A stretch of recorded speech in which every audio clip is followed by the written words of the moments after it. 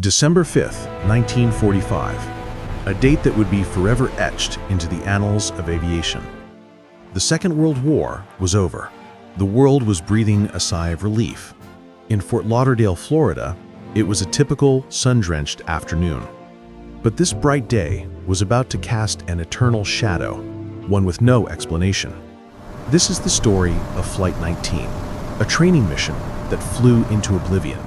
The day 5 military aircraft and the 14 men aboard them disappeared forever. A mystery that shook the world and remains unsolved to this day. 5 TBM Avenger torpedo bombers stood ready on the tarmac. These planes were heroes of the war, tough, reliable, and built for anything. Their pilots were a mix of combat veterans and the best-trained students. Leading the flight was Lieutenant Charles Taylor, a supremely experienced instructor. Taylor had thousands of flight hours. He knew the sky like his own home. For all of them, this was just another training exercise, a routine task. Their route was a simple triangle, known as Navigation Problem Number 1. A flight east from Florida, a turn north, and then the final leg back to base. Just a 3-hour flight over familiar, well-traveled waters. At 2:10 p.m., one by one, the 5 engines roared to life. Flight 19 ascended into the clear blue sky, climbing into the afternoon sun. In the control tower on the ground, there was no cause for concern. Everything was nominal. The planes were in perfect condition, their fuel tanks completely full. For the first hour and a half, everything went exactly according to plan. They flew to their first turning point over the Atlantic successfully. There they dropped their practice bombs, proof that they were right on course. It was the last proof of success they would ever provide. Because as they turned north, for the second leg of their journey, something truly terrifying and incomprehensible began to happen. The laws of nature as they knew them were about to change. They were entering an unseen domain, one for which no map existed, a domain the world now knows as the Bermuda Triangle. And on this day, it was waiting for its first and most famous victims. At approximately 3:45 p.m., a radio operator on the ground picked up a strange transmission. It was the voice of Lieutenant Taylor, and it was laced with confusion and anxiety. He reported, "Both of my compasses are out. I am trying to find Fort Lauderdale." He was lost. A hush fell over the control tower. An instructor with Taylor's experience getting lost was unthinkable. He believed he was flying over the Florida Keys, hundreds of miles off his actual course. Ground control knew his position should be far to the east near the Bahamas. They urged him to fly west towards the setting sun. For a pilot, the sun is the final, most reliable compass. But Taylor's senses were betraying him. His mind was clouded. He was convinced the sun was in the wrong place. His own eyes were seeing a false reality. The other pilots in his flight could hear him, their own confusion growing. They were flying in clear weather, yet their leader was completely disoriented. One student pilot was heard on the radio urging them to fly west, but the rule of training was absolute. You follow your flight leader no matter what. Taylor's confidence was shaken, and his uncertainty began to infect the entire flight. He made a fateful decision. He would continue flying north, certain it would lead to land. With every passing minute, the situation grew more desperate. On the ground, radio operators listened helplessly, piecing together the unfolding drama. They could hear the pilots discussing their dwindling fuel supplies. The clear afternoon sky began to give way to the approaching dusk, and with the darkness, the weather began to turn violently. The calm Atlantic below started to churn, its surface turning a menacing gray. Taylor's transmissions became more erratic.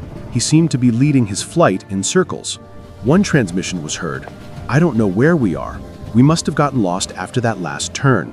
Panic was setting in. The sun, their last reliable landmark, had disappeared below the horizon. They were now flying blind in a gathering storm with no idea which way was home. Another instructor in the air nearby, Lieutenant Robert Cox, was able to hear Flight 19. He tried to guide them, but their signals were becoming weaker, fading into the static. Taylor's last clear order was for all planes to stay close together and to prepare to ditch in the ocean. He believed that when the first plane's fuel ran out, they would all go down as one. By now, they had been lost for hours, flying into the heart of an unknown darkness. As the night deepened, the radio signals from Flight 19 became faint and garbled. The voices were distorted by static, fragments of conversations from a doomed flight. One of the last strange messages mentioned white water. Some have speculated they were seeing strange, violent waves of an unusual kind. Another transmission followed. "Everything is wrong, strange, we're entering white water." These words remain a mystery. What were they witnessing?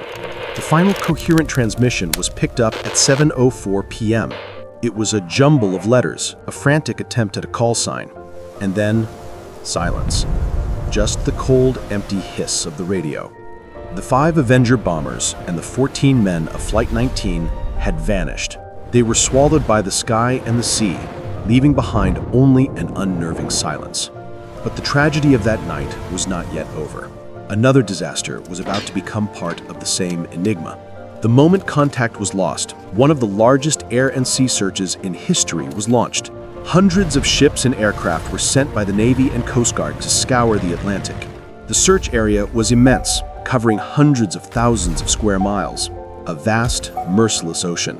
They searched through the night, their powerful spotlights cutting through the darkness, but daybreak brought no new hope. The ocean offered no clues. For 5 days, the search continued, a desperate hunt for any sign of the lost squadron. They were looking for anything, an oil slick, a piece of wreckage, a life raft. But the vast expanse of the Atlantic had swallowed them whole. It was as if 5 10-ton aircraft had simply ceased to exist. There was no debris, no bodies. Not a single trace was ever found. The disappearance was absolute, defying all logic and explanation. How could 5 planes and 14 men vanish so completely? The Navy was baffled, the families were heartbroken, and the world was captivated by the impossible story. But in the midst of this mystery, a second one was about to unfold. On the very first night of the search, the Navy dispatched 2 large Martin Mariner aircraft. These were huge planes, specifically designed for rescue missions over water. They were known as flying boats. One of them, designated Training 49, took off with a crew of 13 men. They were headed for the last known position of Flight 19. They were a beacon of hope. 20 minutes after takeoff, the Mariner made a routine radio check. All was well. It was the last time anyone would ever hear from them. The search plane, sent to find the lost, had also vanished. A ship in the area, the SS Gaines Mills, reported seeing a massive explosion in the sky. They sailed to the location and found an oil slick and debris, but no survivors. The Martin Mariner aircraft were notoriously nicknamed flying gas tanks. It is highly likely the aircraft suffered a catastrophic explosion in midair. Its disappearance, while tragic, had a logical explanation. But that logical explanation only made the mystery of Flight 19 deeper. If the Mariner's wreckage could be found, why not that of the 5 Avengers? In a single night, 6 aircraft and 27 men had been lost to the Atlantic. The official U.S. Navy report was unable to reach a conclusion. The cause of the loss of Flight 19 was officially listed as unknown. The mystery captured the public imagination, becoming a modern legend. This is the event that gave birth to the legend of the Bermuda Triangle. People began to speak of strange forces and unknown dangers in this part of the ocean. But beyond all speculation, the facts of the case are strange enough. An experienced pilot who lost faith in his own senses, functioning compasses that suddenly became useless, a clear day that instantly transformed into a violent storm, and finally, a complete and total vanishing without a single piece of evidence. Even after decades of advanced technology, no one has been able to locate the crash sites. The ocean still holds their secrets in its dark, silent depths. As time passed, the story of Flight 19 did not fade away. It serves as a stark reminder that there are still parts of our planet we do not understand, that there are forces of nature we cannot explain, and that there are mysteries that may never be solved. Flight 19 was not just lost, it became a part of history, a cautionary tale, a story of bravery, and an ending question. What happened to the 14 men who flew out on a sunny afternoon and never came home? What was their final destination? Perhaps some mysteries are meant to remain unsolved, buried in an eternal silence between the sky and the sea. To this day, the fate of Flight 19 remains one of the greatest unsolved mysteries in the annals of aviation.